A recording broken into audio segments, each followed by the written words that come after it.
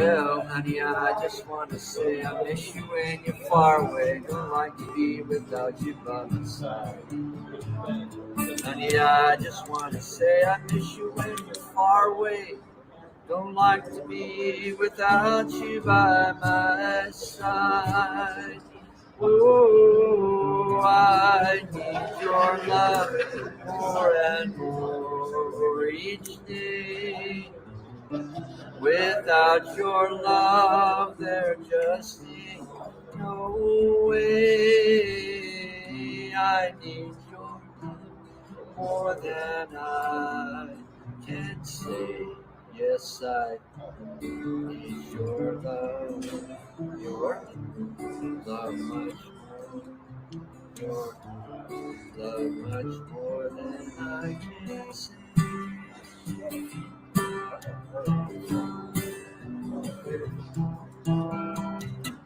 Did you know he could play this thing? No, I had no idea. Did you know that Claire could kill you with a guitar?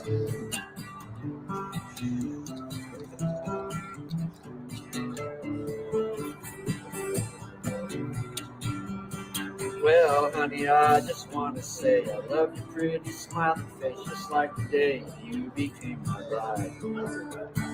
Honey, I just want to say I love your pretty smiling face, just like the day you became my bride. Whoa, I need your love more and more each day. Without your love, there just ain't no way. I need your love more than I can say. Yes, I need your love, your love much more, your love much more than I can say.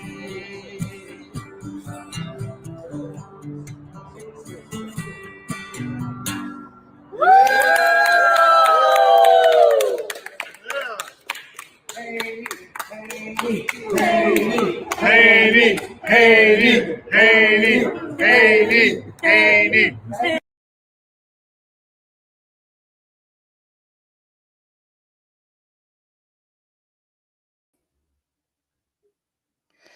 All right, good stuff there. Really good stuff there by Mr. Haney.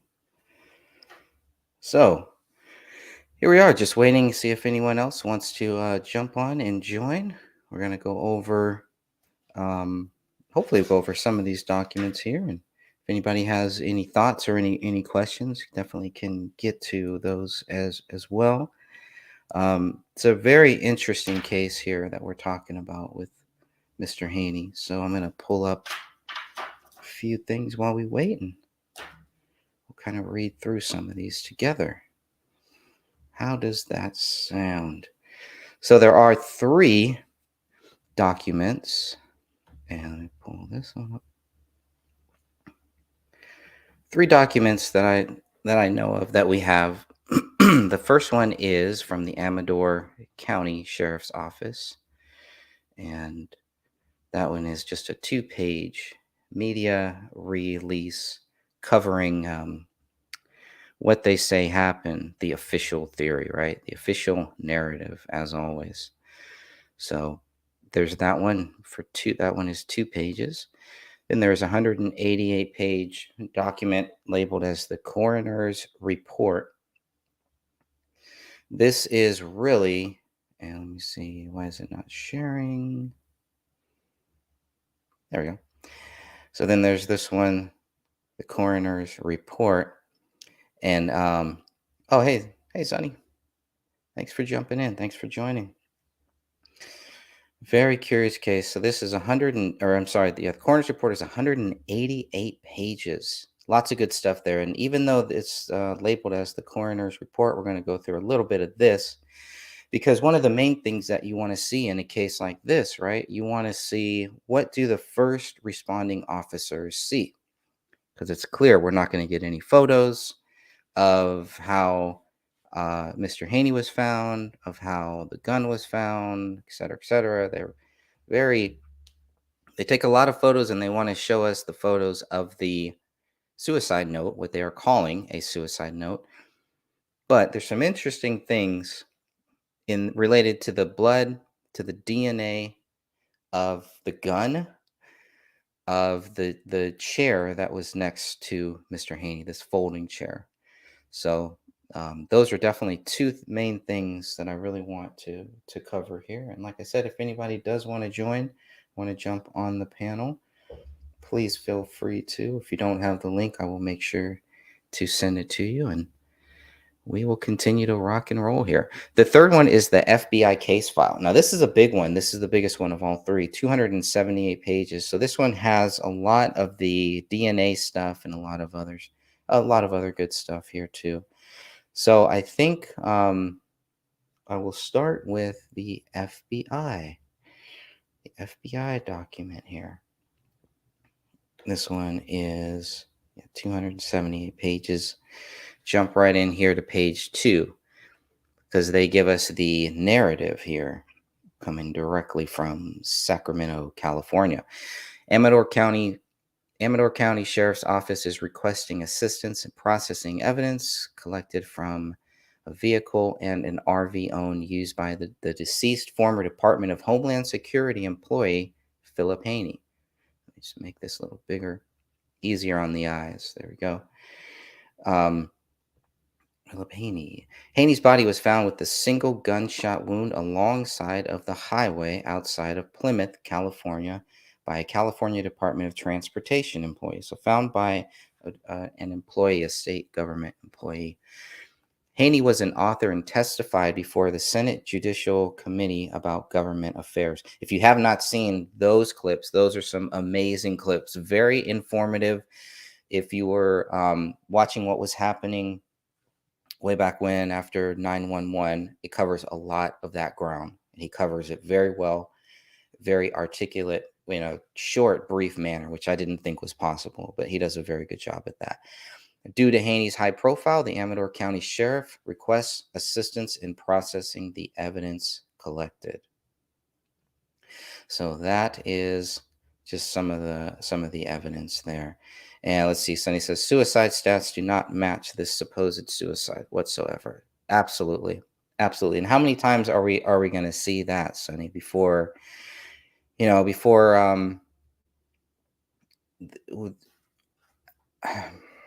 was going to say before, people kind of realize what is happening here, but I think a lot of people do, right? And I think a lot of people, even maybe law enforcement, sometimes government, seems like they're just kind of walking through those steps. But if they are allowed, whoever did this, if they are allowed to just kill people whenever they feel like it, whoever they feel like, and label it as a suicide, and if they feel comfortable with it, if they know people are not going to stand up for it, they're going to continue to do it. But there are always going to be good people that are going to stand up and say, wait a minute, what about this? Okay, here is what you say happened. Now, what proves what you say happened? And I'm really tired of seeing so many suicides, and then we're not supposed to talk about it. We're not supposed to look deeper into it. Some people see it as a very disrespectful thing, when what we're doing is something that a normal human being should do and could do if they are able to. But I am so tired of, not just with high profile cases either, but we see this a lot of times when someone commits a suicide, and people do. I mean, it's not like this isn't happening here, but it's almost like to even question it, we're the bad guys. We're the ones who are doing something wrong. Wait a minute, but if this person really didn't commit a suicide, then who is the real bad guy here? And whose side are you on? Who are you helping to find out what happened here? And if it is a suicide, then the evidence should be there. It should be clear in many of these cases. And you know what? If they don't know that it's a suicide, they need to be comfortable. Authorities need to be comfortable with saying, you know what? We don't know. This may have been a suicide. This may have not been. I know it's a pipe dream. I'm asking for a lot, but as a Christian, as a believer in Jesus Christ, it seems very simple to me. A Christian would not commit suicide. If Philip Haney was a Christian, I don't believe that this would I don't believe that he did this. Even if he did, right? Because we have seen in the past Christians have committed suicide, or people that call themselves Christians. But you got to see the evidence. We can't just take people's word for it, right? And if you have questions, that's okay. It's okay to ask those questions. This is a very strange case because you are dealing with a DHS, Department of Homeland Security whistleblower. So it's you have so many different factors involved in this case, and I'm actually shocked that whoever got whoever got this data, right? Because they got 3 PDFs and then they got a ton of crime scene photos too. So once this, whoever put pressure to release this to the public, maybe the Amador County, they released it on their own. I don't know, but that is a great starting point. You have to really start there. At least I do. That's what I do. I start there. I look at what they do, what they say, what their investigation is, what their conclusions are, and see if it's based on fact, if it's based on truth, or if it is just a bunch of guesses, second guessing, one guessing tied to another, one speculation tied to other speculation that should then lead to a false conclusion. Suicide should not be taken lightly. And like you were saying, Sonny, those stats, right? There are real suicide stats. And if we're going to have real stats that we can trust, that we can call fact, then we have to make sure that those stats are accurate. The one way we can do that is to question cases like this, question every suicide, every murder, right? The evidence will speak for itself. The truth does not lie. The truth is something we have to seek, something we have to find. And so we have almost 400 pages of data, over 400 pages of data that should show why the authorities believe Philip Haney killed himself. That's what it should show. Now, I've looked at this when this first came out. I think it looks like back in April of 2021. That's when I posted it to my website. So then I looked at it Friday night, Wednesday night, Thursday night, something like that. It's all a blur. This week has been just one of those weeks. And there's just some very interesting things that kind of stand out. I took a few notes here to cover. So if anybody has any input or anything to say, you can definitely come on this panel. The panel is open, and or you can leave a comment, and I'll try to address every comment in the chat room that is here. Okay.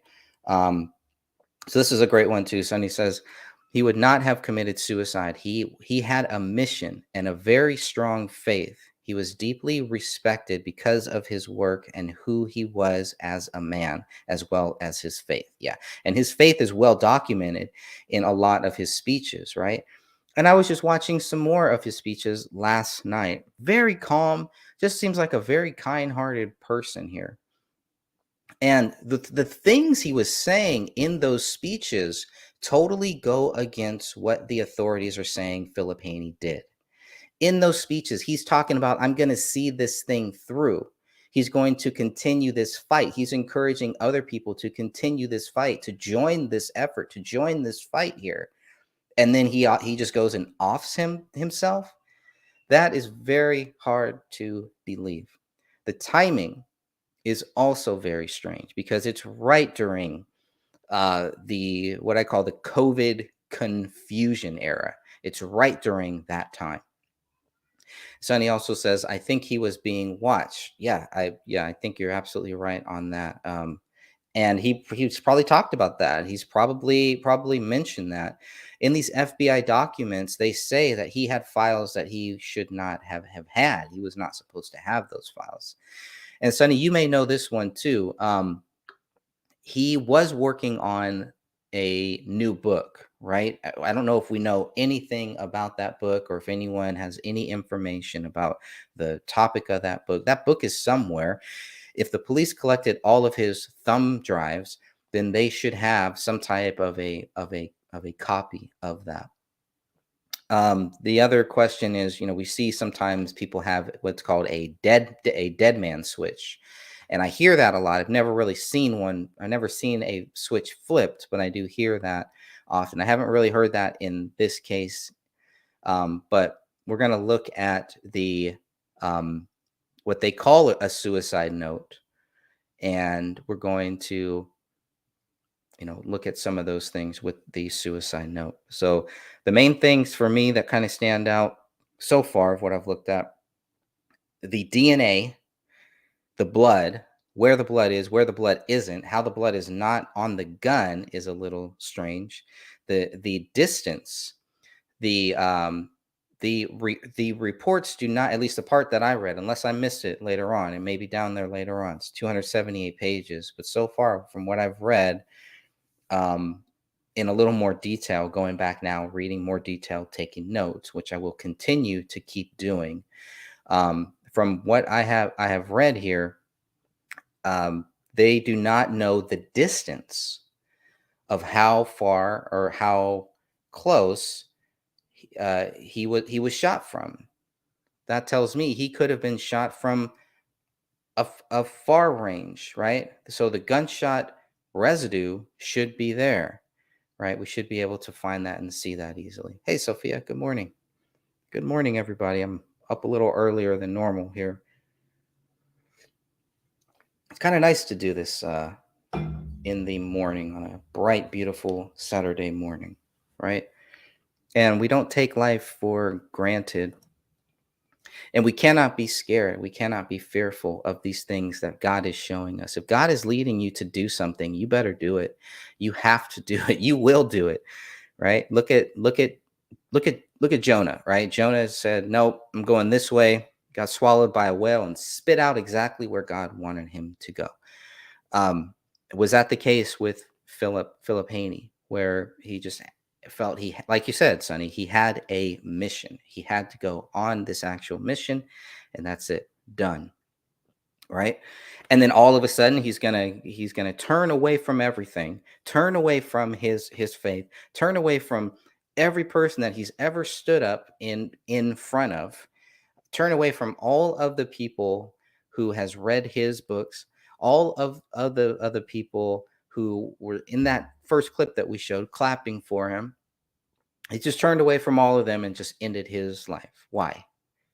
What is the motive?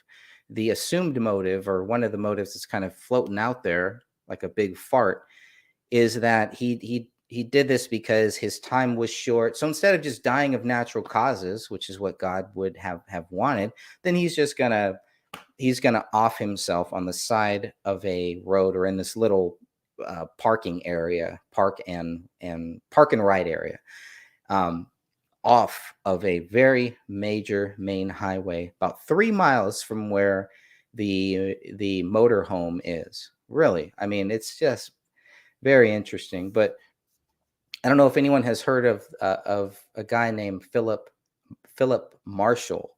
He was a former pilot who wrote a couple books and spoke out about 911, the Twin Towers, the terrorists. Very similar to what Philip Haney was talking about too, but not as much clout as what Philip Haney has, I think, right? But in that case, Philip Marshall was found dead. His two young children were found dead, sleeping next to each other. Somehow they were both sleeping next to each other on a couch, and neither of them woke up to hear the other person being shot. And then a small family dog was all shot. And they labeled this a double murder suicide. The gun was found underneath Mr. Marshall. So it's found underneath him. And he was also working on a third or fourth book at this point.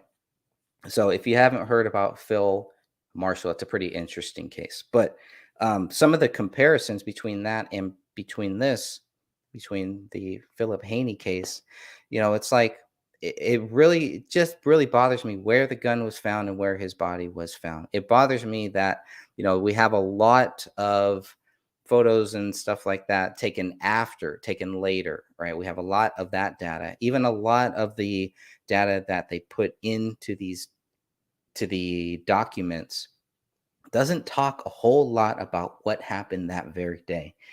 You have to go all the way down to page 150 on the coroner's report to really see what are they talking about, what happened on that day. So I'm going to go to that here and let's take a look. So let's see. Hopefully everybody can see this. Probably need to screen share. That would probably help. Okay, so this is page 150 of the report. You can find it on my website, gregfernandezjr.org. Just look for Philip Haney. There's a whole section, everything and anything that I'm able to find to collect. I'll try to add it right here to this one spot where everything will just be right here. This is the one labeled as the coroner's report. This is page 150 of 188, and I'm going to maximize this a little bit. Whoops, maybe a little too much. So, and kind of read through some. It's just kind of like thrown in here too. So there's page 4, page 3. I do want to read page 5. I just want to see where all of this starts. Who are all these people? What are they? What is going on? So this is page 1. This is dated. They give us the date 2/21. Coroner's case report here. And as I scroll down, then they blocked out a lot of things, which is good. They don't always do that. Sometimes they just forget to. But okay, so let's go down. Giving everybody's driver's license, and including Mr. Haney at the end. And they show us what they have collected, all of the different properties, gunshot residue right there, gunshot residue kit, safekeeping, prescription meds, what type of meds he had, what type of clothing, 1 expended 40 cal Smith & Wesson shell casing, 10, looks like 10 live 40 cal rounds with the magazine, and the pistol there. Pistol is item 1. The note is item 39. So those are very important things to note because they don't always let us. They'll just talk about a certain name, and of course CB9. But as far as the itemized, this is itemized as the suicide note is itemized as item 39. So then give you everything else: the wallet, the cremains. So this must be his wife. Is that right, Sonny? Francesca Haney. That's his deceased wife. Laptop, the passport too. Wonder if the passport was still accurate.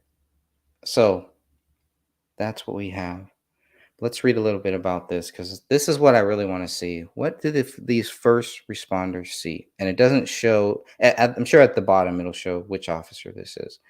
Not as important as what we see here. So let's go.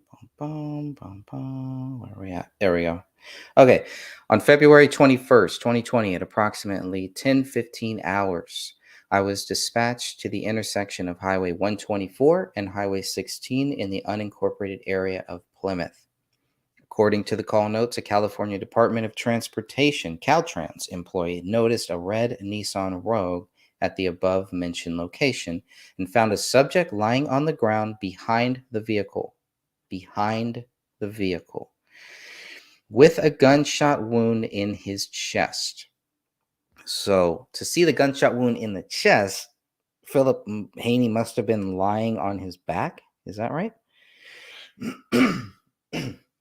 Excuse me. Now, notes also stated that next to the subject was a folding lawn chair with a gun resting on the seat. So this is another one of the strange things. I'm just going to cough here for a second. I'll be right back. Excuse me.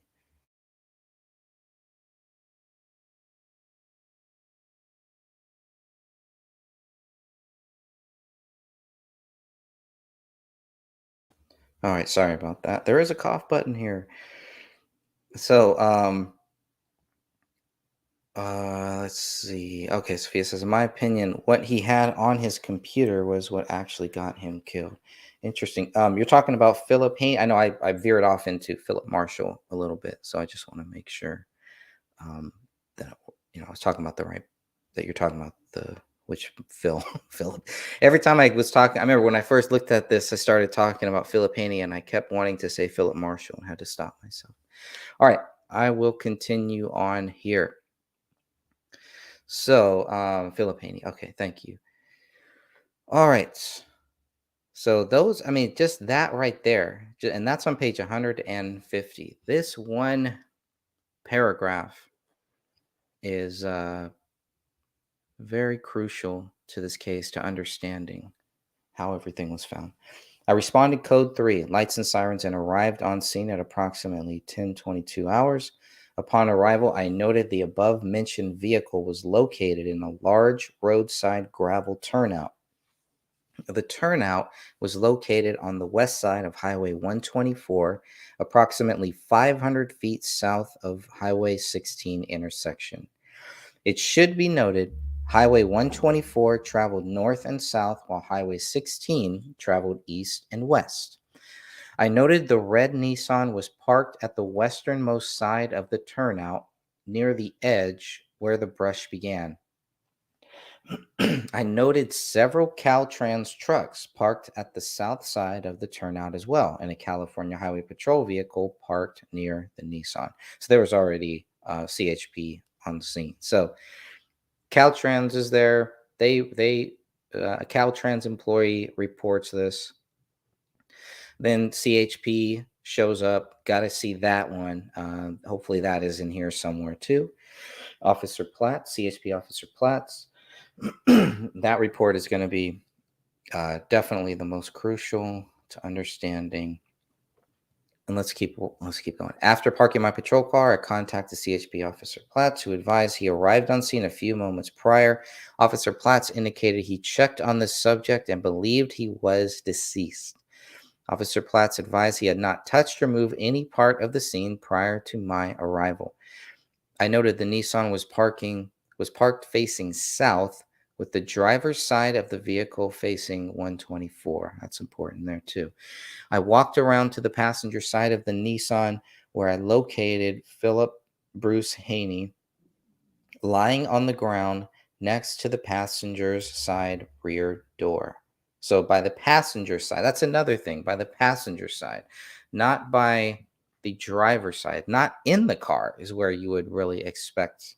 That's where I would expect to find it. But he's going to go outside and do this, right? So not worried about privacy. It's very, very strange, right? And so the question obviously is, was he there? Was Philip Haney there to meet somebody? And something happened.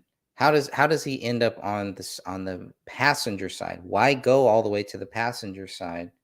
Have a chair right there, sit there and shoot yourself. And magically the gun stays on the folding chair, but his body does not. Was he sitting? Was he standing when he shot himself? Can they determine any of those things with this case? Let's see. He was not breathing. I found that he did not have a pulse. He was not breathing. His pupils were fixed and dilated, and rigor mortis was present. So if the rigor mortis was present, how long could he have been dead for?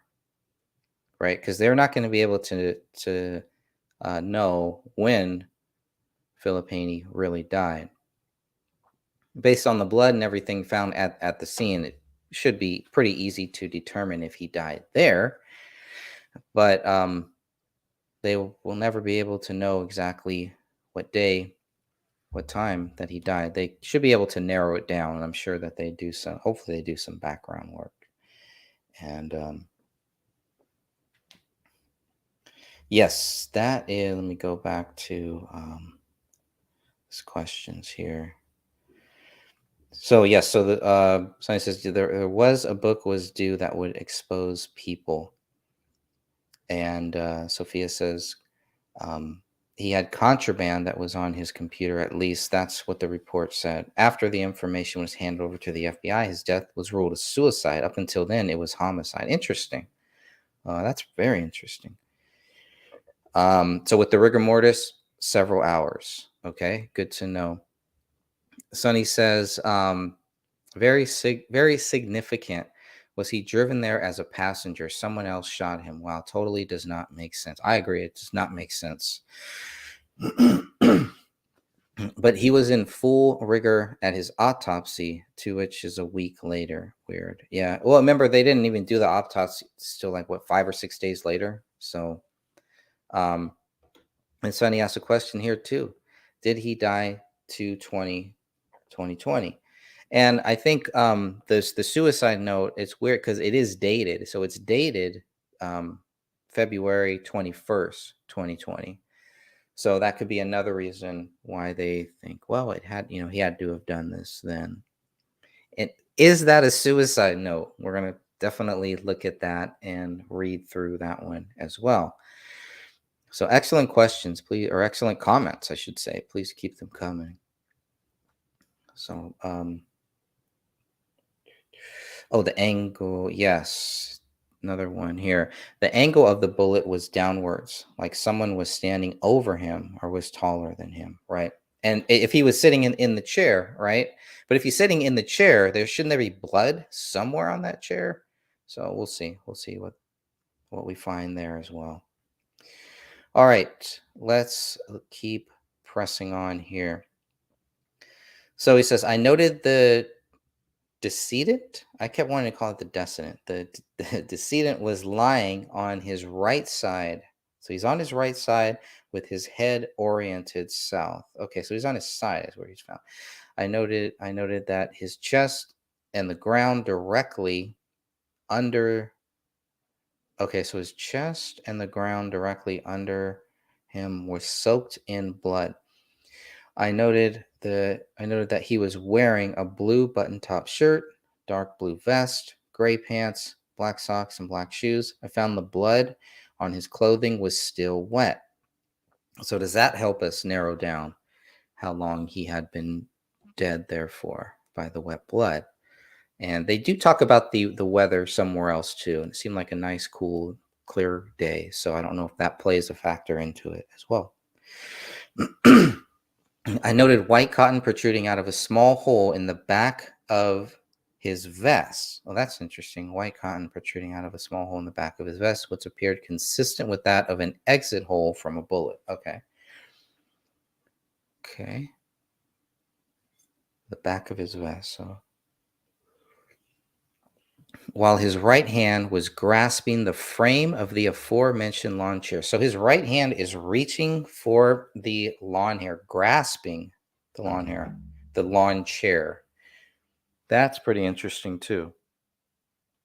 Both of his hands covered in blood. It's almost like he was trying to get up. Again, very weird. If you're going to commit a suicide, why would you be grasping for a lawn chair? That doesn't make sense. I cough one more time. I apologize.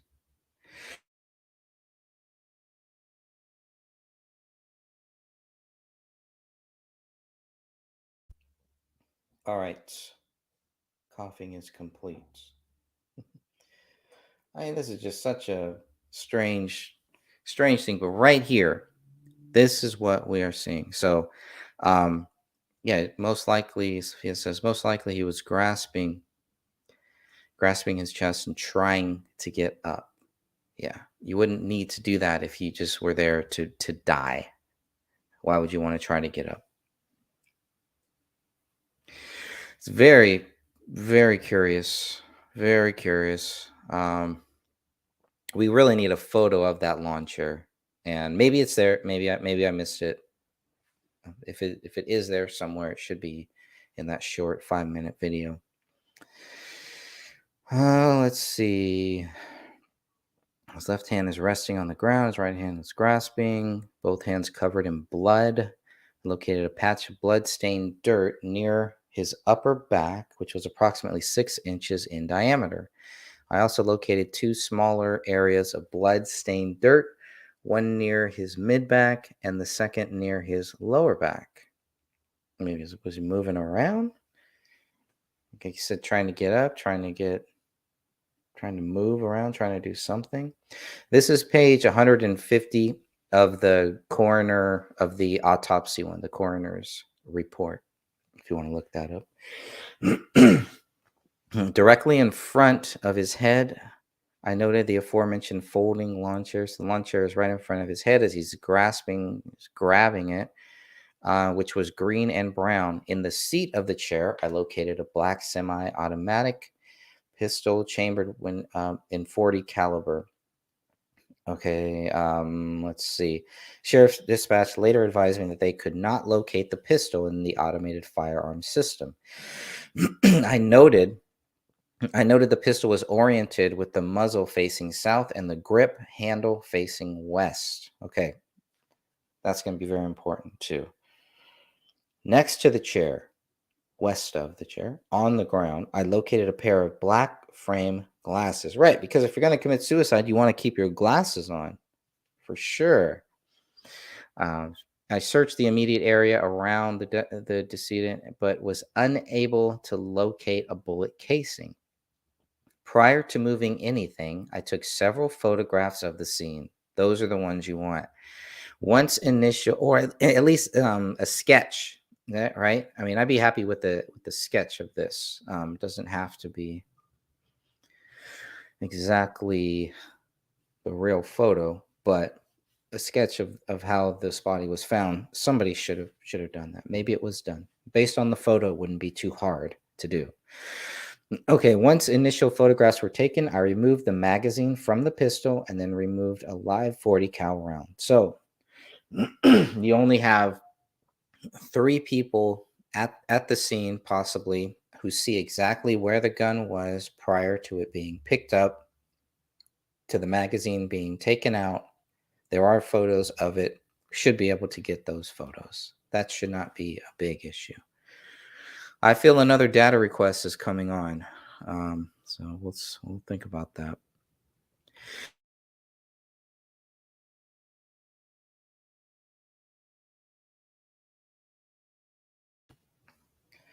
Okay, what else do we have here? So we move the magazine. Okay, remove the live .40 cal from the chamber. It noted the magazine was loaded with 9 rounds in addition to the 1 round found in the chamber. So 11, right, total. Here again, another person who doesn't fully load the magazine, just and there is another problem. A few seconds later, Lieutenant Cardoza, Detective Peterson, and Detective Ryan arrived on scene to assist. I advised them of my initial findings. Under the supervision of Lieutenant Cardoza, we began processing the scene. As I rolled him on his back, Detective Ryan located a single .40 cal bullet casing in the area of by his hips. So that's where they find the casing after they roll him over. After they roll him onto his back. So he's found on his side.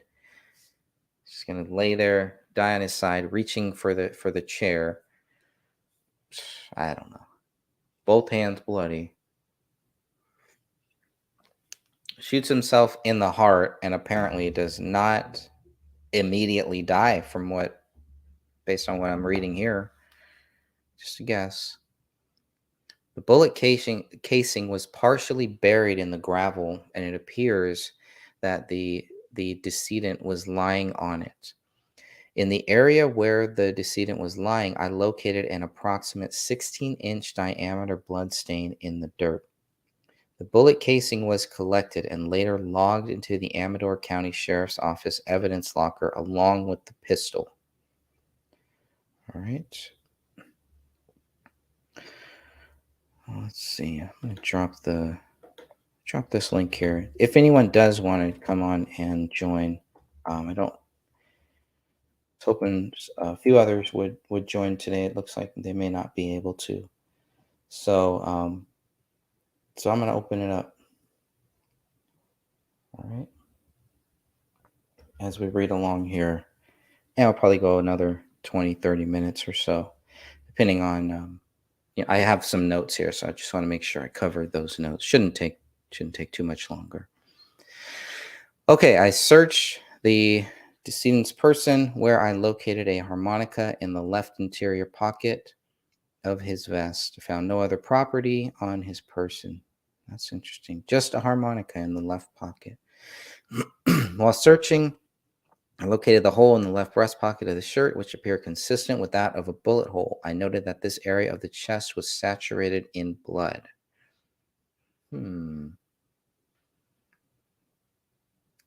Very interesting. I noted lividity was present on the right side of his face, which appeared consistent with his positioning.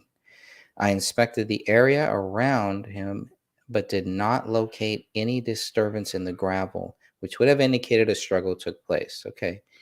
It's a dirt gravel road, but okay. I also did not find anything to suggest that the decedent, I'm going to get that right one of these days. The decedent was moved. Oh, okay. Let me read this sentence again.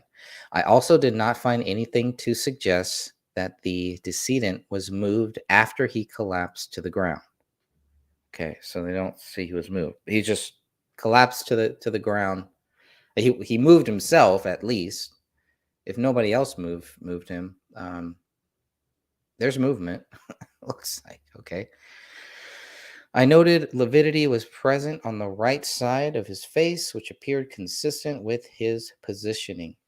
I inspected the area around the decedent, but did not locate any disturbance in the gravel, which would have indicated a struggle took place. I did not find anything to suggest that the decedent was moved after he collapsed to the ground.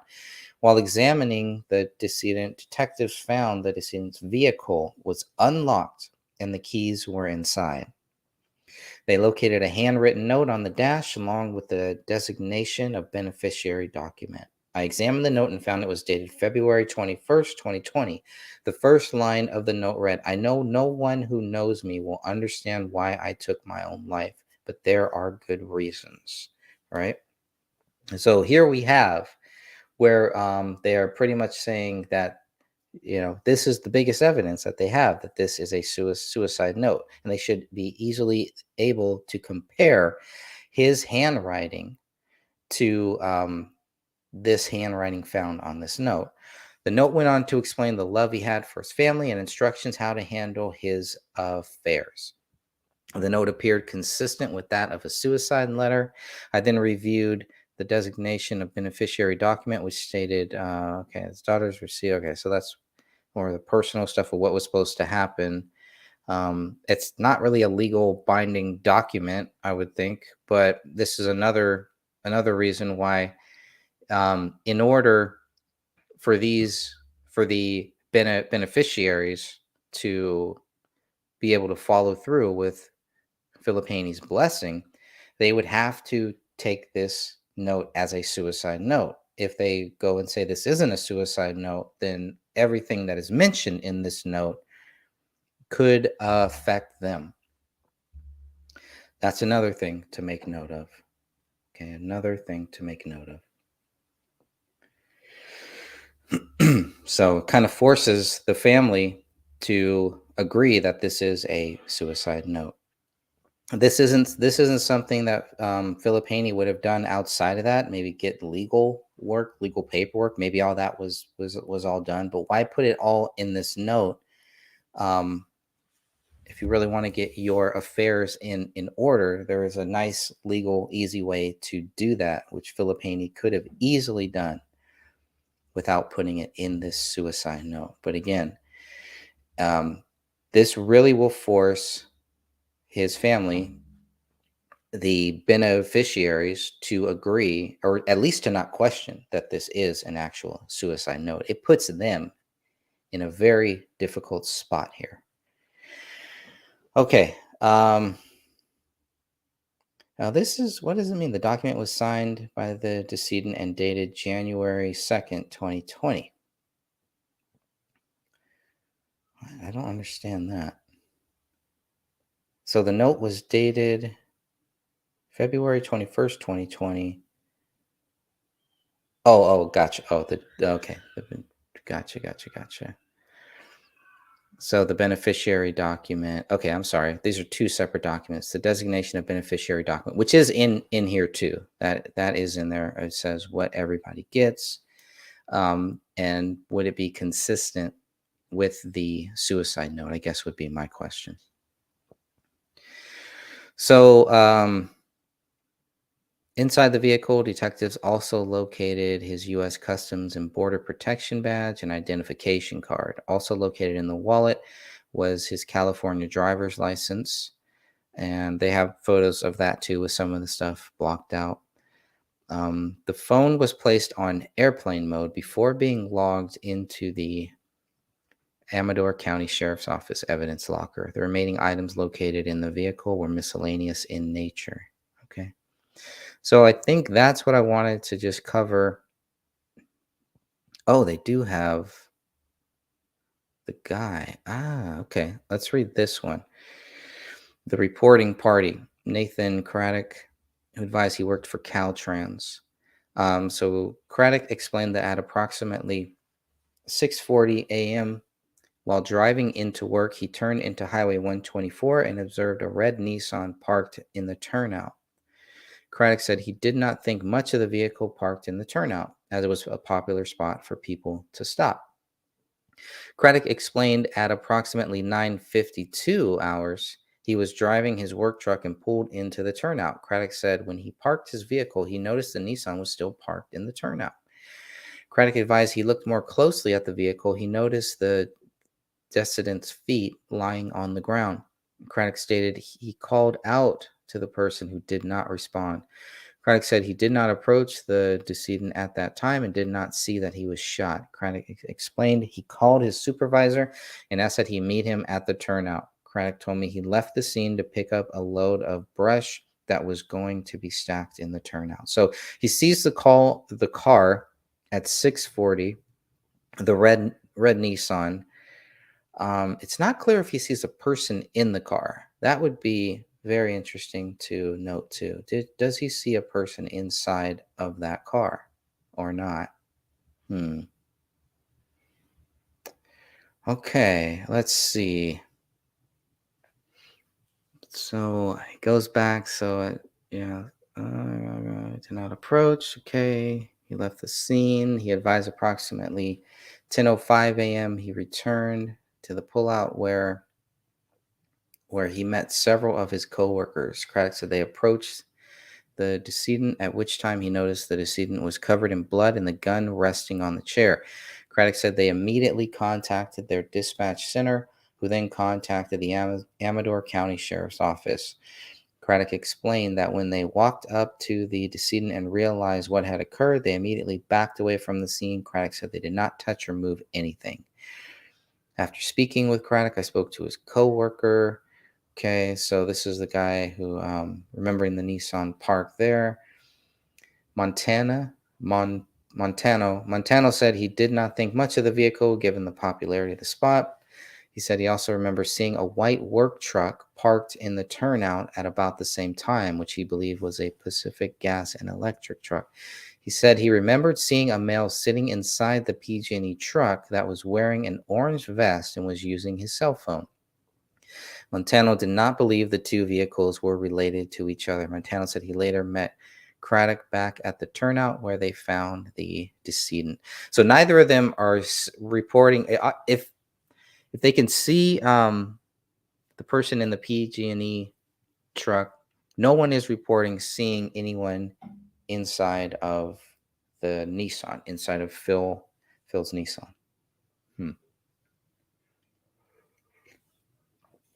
All right. Then the mortuary representative showed up at 11:10, and they took possession of the body at 11:25. They transported the Nissan to the Amador County Sheriff's Office for safekeeping. All right, so they got the. Let's see if there's anything else. I think that's all I wanted to cover here. So that is lots of good stuff after. There's a lot of things afterwards, but obviously what you want is how everything was found at that crime scene. So I think that is all, unless there is another. There's the end of the report. See if there's another report. Who's this by? Last Seen Alive by D. Roy Stiles Jr. Okay. I found outside the gravel turnout. Rigor mortis, no breathing. Livor mortis present. No pulse. Pants, shirt. All right. Blood, injuries. Wonder what the injuries were. On chest, back, and hands, gunshot wound. Well, I guess that's the injury. Yeah, but DL photo. Digital photos taken. Location of death examined. Weapon. Okay. Property removed from the body. House sealed. Property taken from house vehicle. So I don't see any other reports. So maybe we'll move on. There's the beneficiary thing. Detective Riddle. Where's the one from the CHP? That's the one I want. Let's see. What does the CHP officer see? Everything should match. Everything should line up. This is the only reason why I want to see all of the different testimonies, et cetera, et cetera. They should all match up. So this looks like the same one. Yeah, this looks like the exact, written by the same person. Okay, maybe a little more detail in that one too. So, okay, let's see if there's anything else. If not, I want to move on quickly, and then I've got to go do some grocery shopping here. So I think that's all for this document that I wanted to cover here today. Hopefully, I just missed some of those other files that were in there. So jump to the FBI files here, which covered just a little bit. Page 29, I'm going to jump to page 29 on the FBI file. This one is going to show some things about that motorhome and how clean the motorhome actually was when they found it.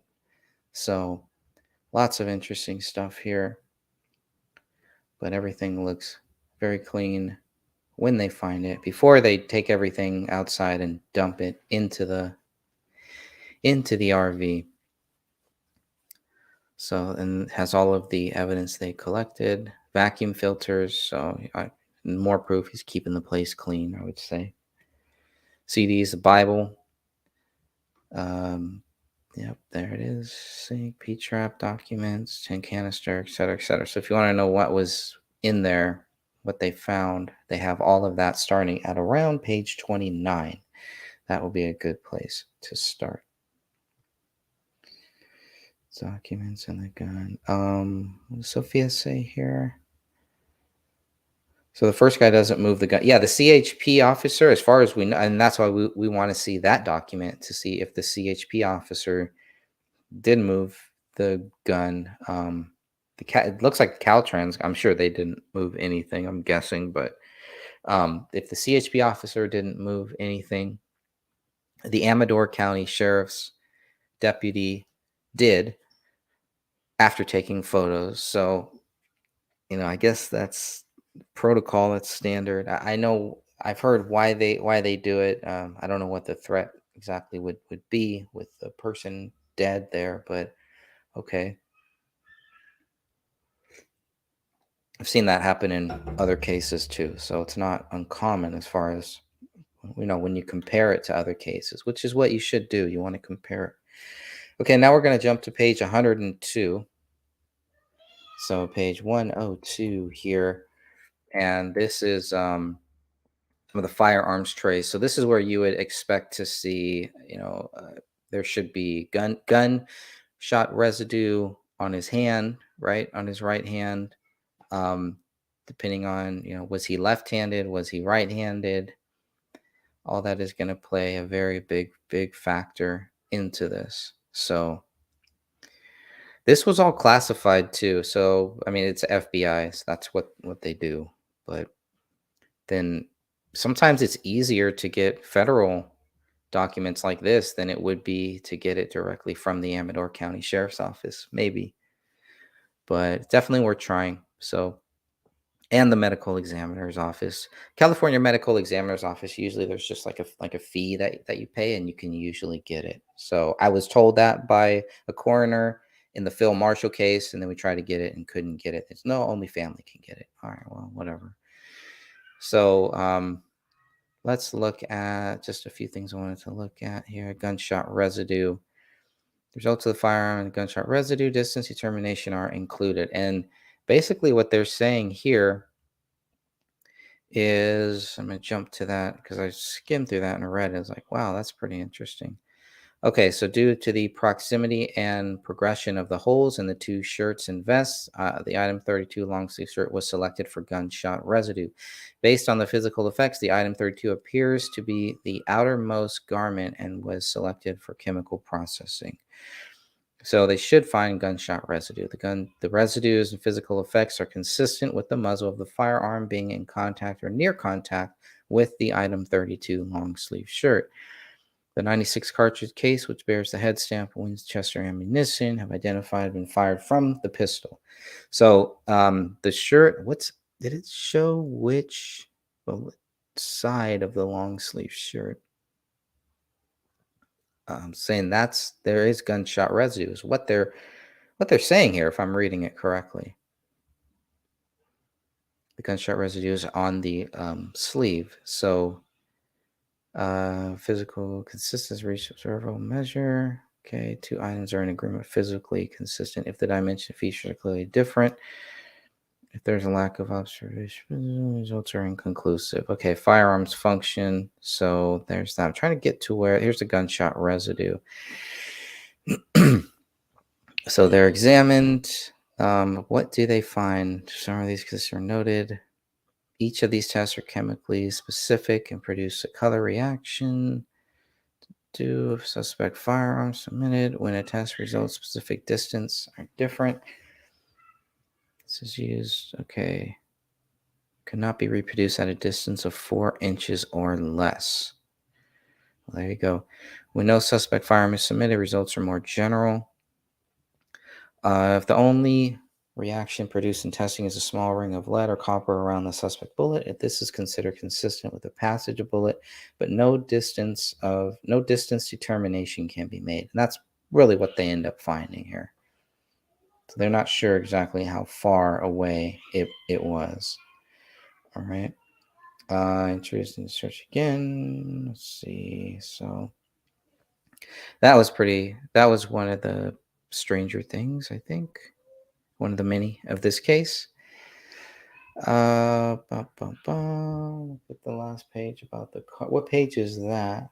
Sophia, let me know what page that is. Source exclusion, source identification. Inconclusive is an examiner's conclusion. Okay, that's great. Limitations, physical limitations. Got it. No conclusion can be drawn. Absent due to possibility of bullet. Okay. So kind of a lot of the same things over and over again. But let's see what, come on, give us some.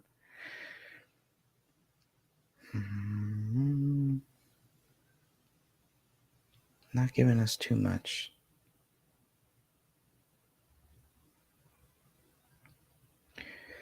Conclusions. Yeah, where's the conclusions in the report come form? Okay. What was the next one I wanted? Page 109. Page 110. We talked about that. Page 148 is where the note starts here. So I'm going to jump there. 148. This is where they start talking about the note and the comparisons, the comparables to the note. So, and this is another thing where they talk about the results of the examination. It's determined that the question, Philip B. Haney signature on item 39 was prepared by Philip Haney. Items 35, 36, 38, and 40. may have qualified opinion. A definite determination could not be reached due to the limited comparable known writings submitted for comparison.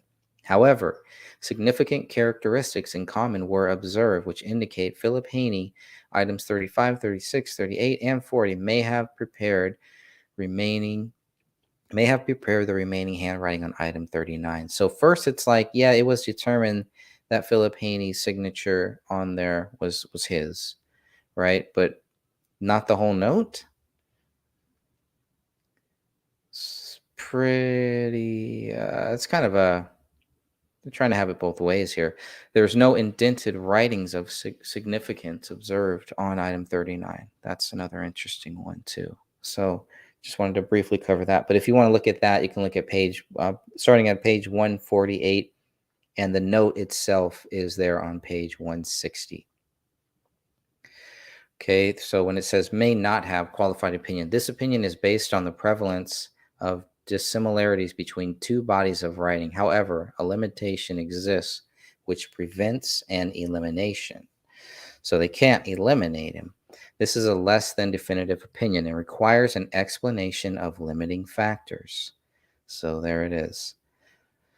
But if you do want to just look at the, if you go to page 160, and this is where the note starts, you can see the date there at the very top. They give you this note. And I mean, I'm not going to read this whole thing here, but they have everything, and I don't even know why he's writing all of this, why this is all really necessary. So it's not, there's no reason, there's no motive, there's no explanation for why he did that. He says there are good reasons,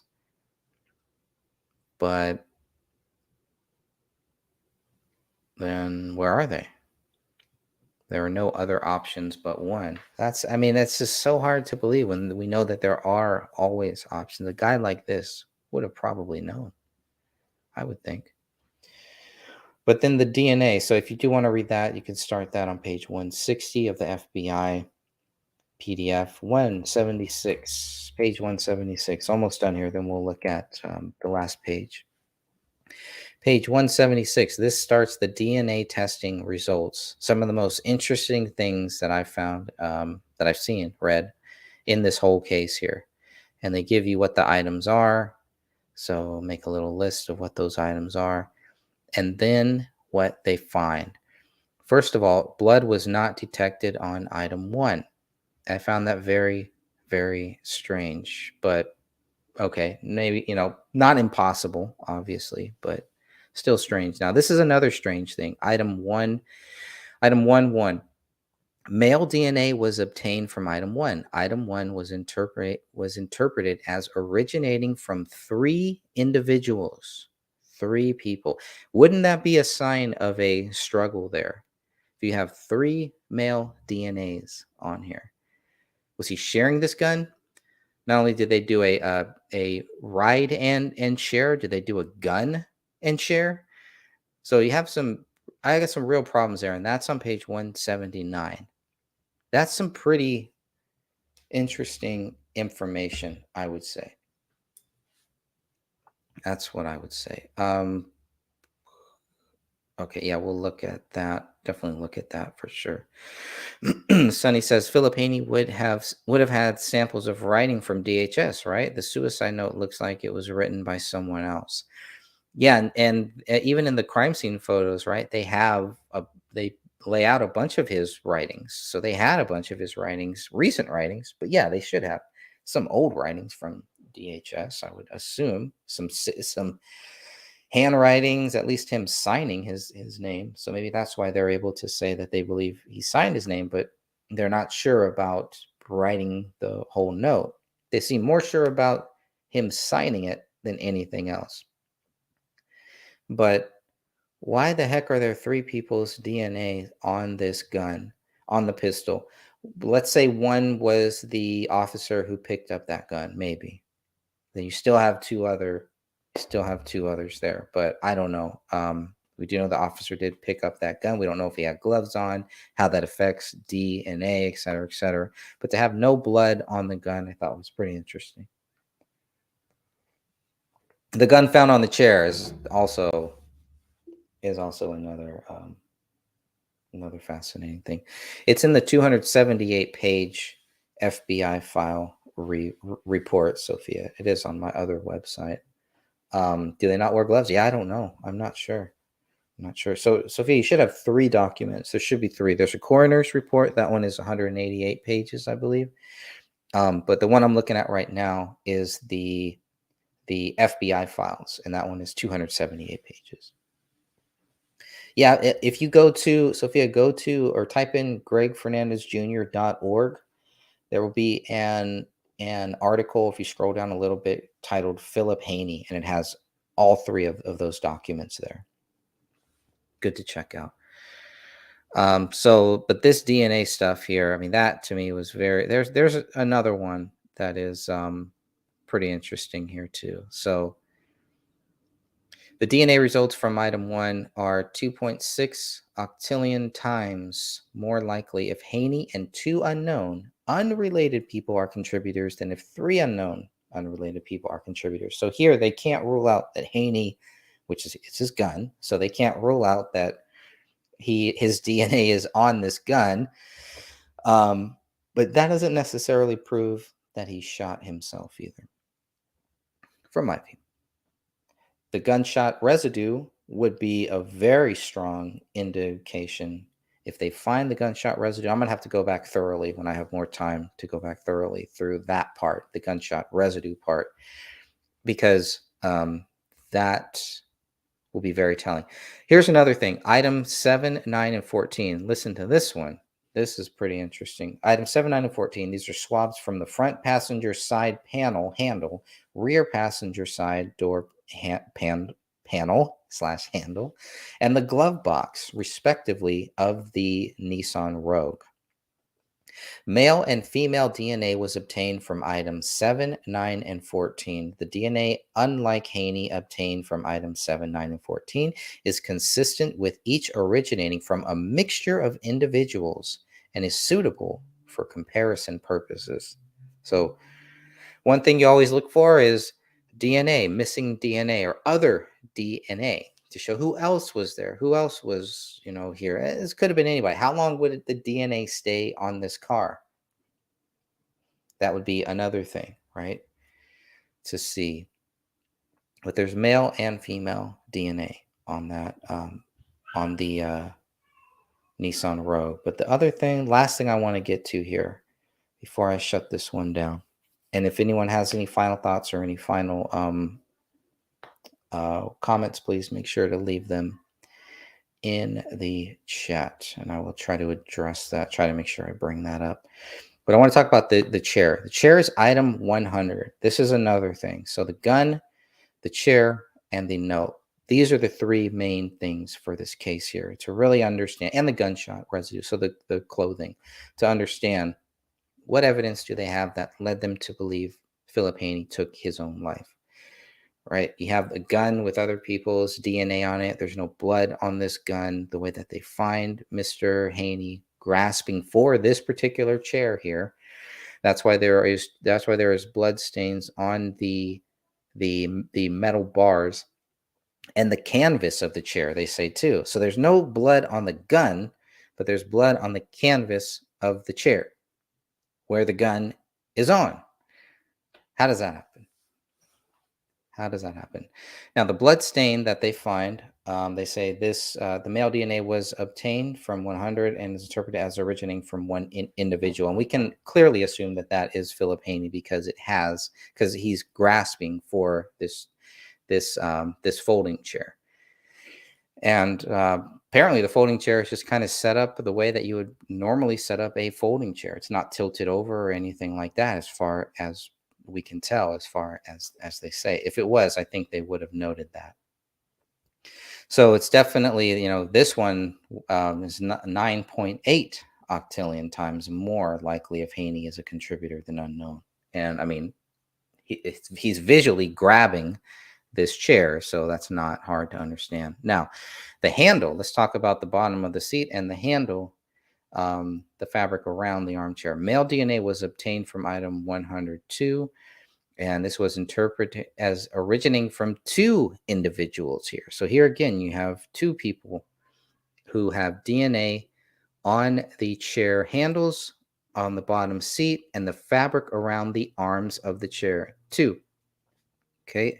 One of them, they're saying the DNA results, it's pretty much Haney, is what they're really saying here. They're guessing, but based on that, the likelihood, 2.3 billion, is a pretty good likelihood, 2.3 billion times more likely that if Haney and an unknown person, an unknown unrelated person, even in fact, not a family member, an unrelated person. Very interesting. So that is about it. Okay. So that's good stuff to read. If I had more time, I would go through more of this, but the DNA definitely is worth looking at more conclusively. So, Sophia, I'll go back to page 188 before I shut this down. 188 here. And Sophia wanted me to look at something here on this page. She says, right, look at the last page about the car. That checklist is interesting, what they marked out. Very last page. So let's see what they marked out of this one here. Chase Bank Auto. Okay. This, are you talking about this list here of let's see. Wrecked. Oh, wrecked, yes. Wrecked, no. Burned. Hulk. What is that? Yes, no. And yeah, marked out. Oh, that's what is that about? Maybe there was a wreck on it.